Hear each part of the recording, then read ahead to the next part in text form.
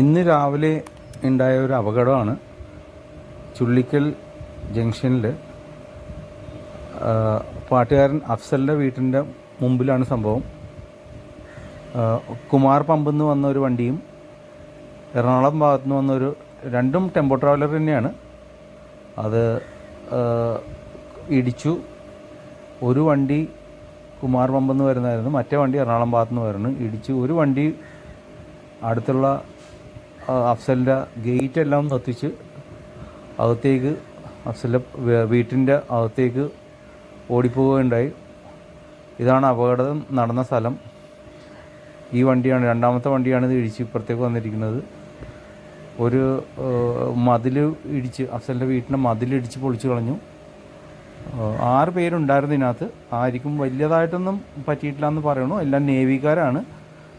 അപ്പം അവരെല്ലാവരും സഞ്ജീവനി ഹോസ്പിറ്റലിലേക്കൊക്കെ മാറ്റിയിട്ടുണ്ട്. ആളഭയമൊന്നുമില്ല. രാവിലെ 5:15 സംഭവം. ഇതാണ് അഫ്സലിൻ്റെ വീട്ടിൽ ഇടിച്ചു കയറിയ വണ്ടിയുടെ അവസ്ഥ. ഇന്ന് രാവിലെ 5:15 ഉണ്ടായ സംഭവമാണ്. ചുള്ളിക്കൽ ബസ് സ്റ്റോപ്പിന് അടുത്തായിട്ടുള്ള അഫ്സലിൻ്റെ വീട്ടിലേക്കാണ് ഈ സംഭവം ഉണ്ടായത്. സാധാരണ അഫ്സലിൻ്റെ വണ്ടിയൊക്കെ ഇവിടെ കിടക്കുന്നതാണ്. പക്ഷേ ഭാഗ്യത്തിനൊന്നും ഉണ്ടായിരുന്നില്ല. അഫ്സലും സ്ഥലത്തില്ല. അഫ്സൽ പുറത്ത് US പ്രോഗ്രാമായിട്ട് പോയിരിക്കുന്നതാണ്.